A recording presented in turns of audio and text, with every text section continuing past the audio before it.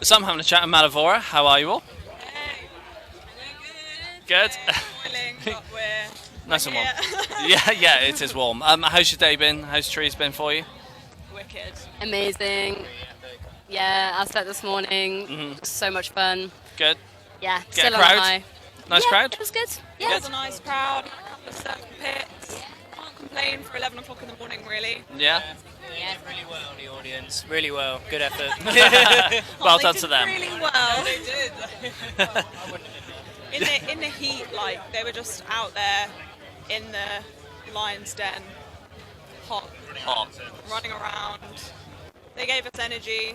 It took a little bit of time to warm them up, but we got them there, and yeah, they gave us a lot of support. Once they've had their first beer at that time. Then they're ready to Off go. we go. Like, yeah. And once you finish here today, this weekend, what's your plan next? Once we finish that trees, Yeah. we're playing Boomtown and Mangas Festival Mhm. in Nottingham at the end of August. And then we've got lots of new music coming out straight after festival season, starting with a single, all leading up to our debut album. Nice. How's it sounding? Yeah, it's the happiest we've ever been with. Just like the mixes and the reflection of the songwriting intent into the sound is just like perfect. We're just, so excited to get it out there, really. And the sound that you've made with this record, is it the sound you wanted, or is it kind of just how it's turned out in the studio? It's how we wanted. Everything we do is quite considered and deliberate and intentional. And it takes a long time to do it that way, but it's turned out exactly how we wanted. So, yeah. That's good. And when it comes to the writing side of things, how do tracks normally start off for you guys? So usually I'll come up with like an instrumental idea. Quite a lot of the inspiration behind the music that I write is sort of trying to translate the experiences that I have with chronic illness into music.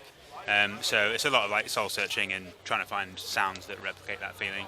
And then I'll spend a bit of time with that, and then eventually hand it over to the guys to make it sound like a Mallavora song with the drum parts and the bass parts and everything, and then we hand it over to Jess to do the vocals. Are the lyrics pretty straightforward to be added to the instrumental? Not always. Like sometimes when Larry's put together an instrumental, like I know exactly what it's going to be about, and I know exactly what it's saying, and I'm like, yeah, I know what to add to this. But sometimes, like we have like chats about what his intention and like what was his meaning behind the instrumentals, and then I sort of take that and like add my own spin on it depending on like my own experience. Yeah. I guess. And then we try and make the two marry up as best as possible. So, like the idea being like if you were to mute the vocals, the instrumental would still kind of be saying the same thing, and vice versa. Like we want it to be cohesive. Have different experiences of chronic illness. It makes for quite an interesting experience when you listen to it. I think because there's like depth there, but also there's clear like intent behind all of it. Yeah, nice. And I'm sure you wrote more than what made it onto the record. What happens to those now? Do you consider them again down the line, or is it a case of binning them off and starting again? It's quite normal, I think, for bands to write like 100 songs for a 12-track album. We're not really one of those bands. We probably two, maybe 3 songs that didn't make it, kind of thing. I think because of the intentional nature of it, it isn't quite right, and we'll bin it off before it becomes a song. Whereas I think some bands take the approach of like, and it's it's not a criticism, it's just how they do it. But like they will just get loads of ideas down and be like, right, what do we like? Whereas we kind of everything is so it's so intentional that it's like it's pretty obvious if it's not it, and it just gets binned off straight away. But yeah, like with the ideas that didn't quite make it, they just get binned. And then next time we come to do songwriting, it'll be for a different reason, for a different purpose, and it'll therefore be a different idea. There was one instrumental that Larry wrote that we were like grappling with for ages, and we were like, it's just not quite Wasn't doing quite it. it. Like, how are we gonna make it? It's just not as strong as any of the others. Like, what is it missing? And Larry basically like gutted it and started again, just using like I think one of the motifs from the chorus. I kept the chorus And and binned everything else. It's now a completely different song. Like before, it was like sort of doomy and quite like dark, Very heavy. and now it's kind of like an epic. It's like a prog epic. It's like It's like a 6 prog minutes. epic. Yeah, it's probably So- it's my favourite of the new songs. I Oh, think. is it? Yeah, yeah. Oh, cool. So yeah, it's funny how that comes about. Yeah. Absolutely. And I'd like to find out, because you guys are somewhat new to the music world, I'd like to find out how you guys got together and what made you write this music as well. But it's been a long road. We formed in 2019. The three of us all went to uni in Birmingham, and that's kind of how we met.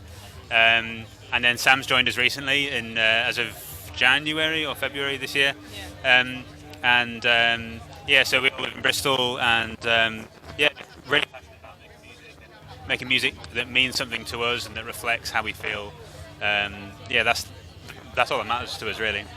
And I'm sure you've got some aspirations of things you guys want to achieve. What's one thing on that bucket list that you kind of have to do at some point?